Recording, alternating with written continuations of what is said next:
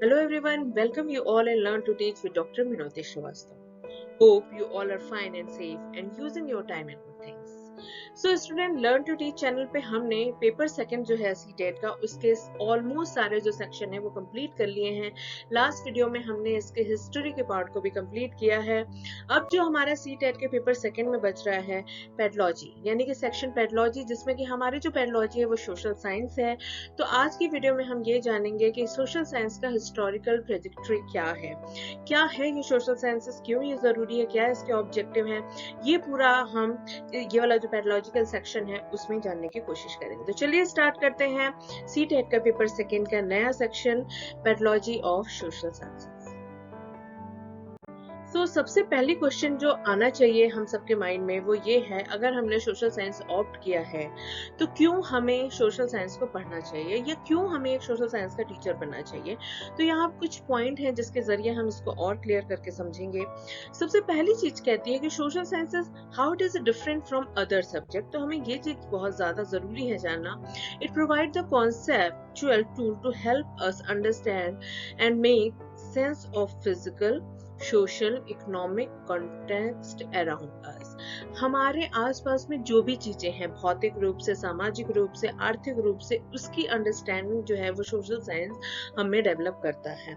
It Lay's the foundation of an analytical and creative mindset. हमारे दिमाग को analytical, कैसे हम एनालिटिकल वे में जाके सोच सकते हैं, कैसे हम क्रिएटिव हो सकते हैं, उस चीज की खूबी जो होती है वो सोशल साइंस प्रोवाइड करता है। Content of social sciences comes from the discipline of sociology, geography, political science and economics and history। तो ऑल्सो ये तो हमें पता ही है कि जो सोशल साइंस है वो एक इंडिविजुअल डिसिप्लिन नहीं है, ये कई डिसिप्लिन्स को मर्ज करके बनाया गया एक इंटीग्रेशन है। The social science is a study of society as an interconnected whole। एक सोसाइटी में हर पर्सपेक्टिव होता है, उसका फिजिकल पार्ट होता है, इकोनॉमिक पार्ट होता है, सोशल पार्ट होता है, पॉलिटिकल पार्ट होता है। एवरी पार्ट को जब हम इंटरकनेक्ट करते हैं तो it's comes under social sciences. Study of production of goods, their distribution and services, जो कि इकोनॉमिक्स का पार्ट हो सकता है। Political science is the study of political theory and government administration. And in history we study about past continuity and changes in our social atmosphere in the process। तो overall अगर हम बात करें तो without social sciences we can not survive and we can not be a good person in a society. तो social science को समझना एक तरीके से एक सोसाइटी को बेहतर ढंग से समझना के ही लायक है।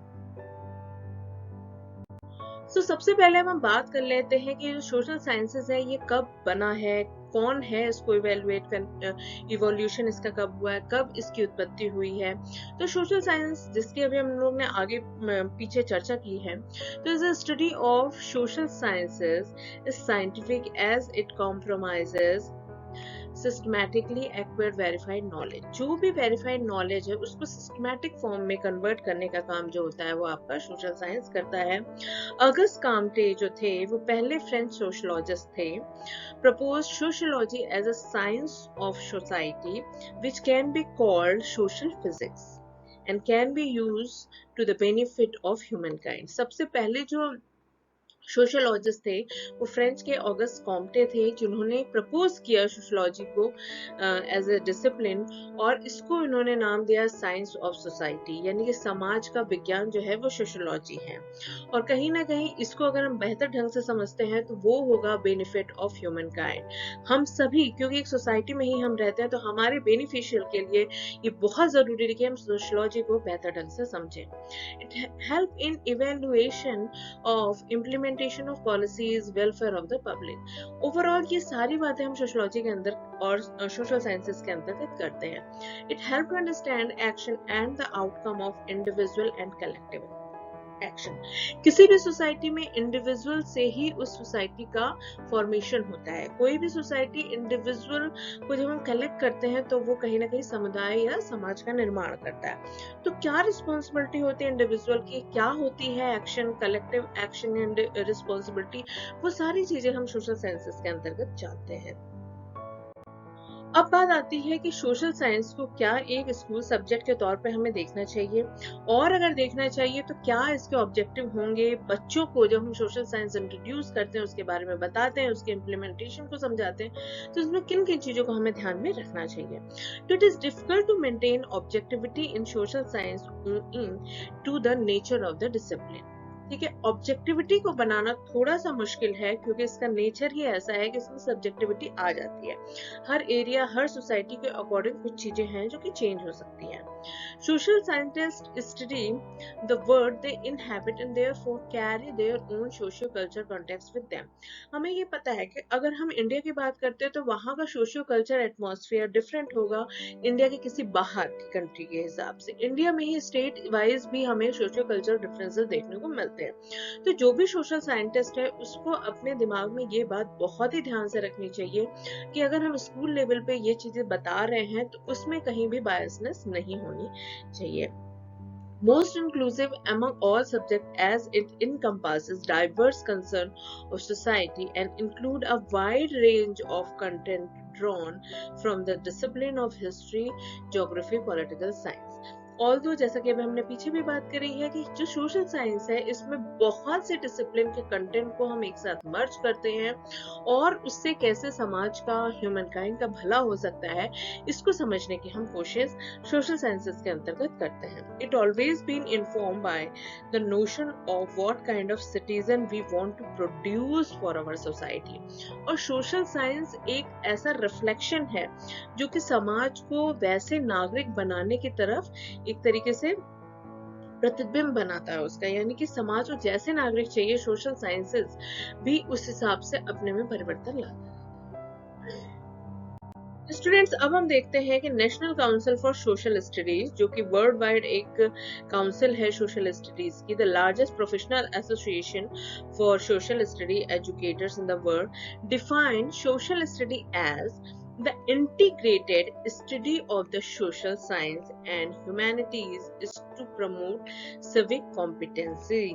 जो भी civic competencies हैं उनको प्रमोट करना ही सोशल साइंस और ह्यूमैनिटीज का एक तरीके से ऑब्जेक्टिव है।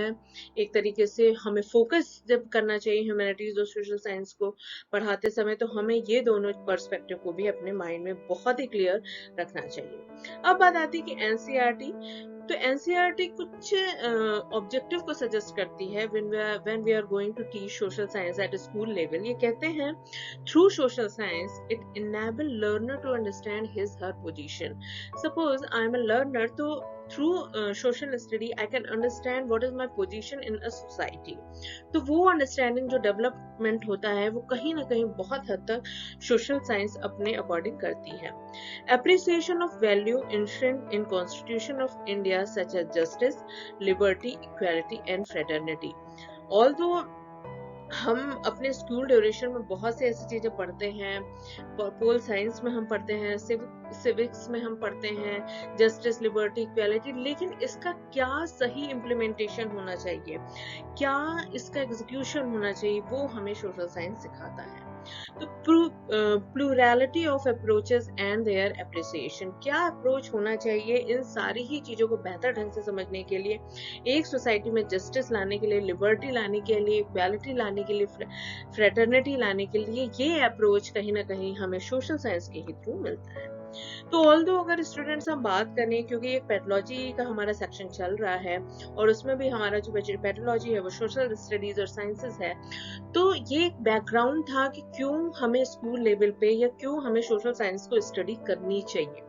Although we all are social human और हम एक सोसाइटी से बिलोंग करते हैं, तो अगर हमें सोसाइटी में बेहतर परफॉर्मेंस करनी है तो नो डाउट हमें सोशल स्टडीज और साइंसेस को बहुत अच्छे से समझना पड़ेगा। तो ये तो हमारा सबसे पहला चैप्टर था पैथोलॉजी का, जिसमें कि हमने जाना कि सोशल साइंस का हिस्टोरिकल पर्सपेक्टिव क्या है। Now some question from this chapter. अब हम कुछ क्वेश्चन पे बात करेंगे, चलिए आइए स्टार्ट करते हैं।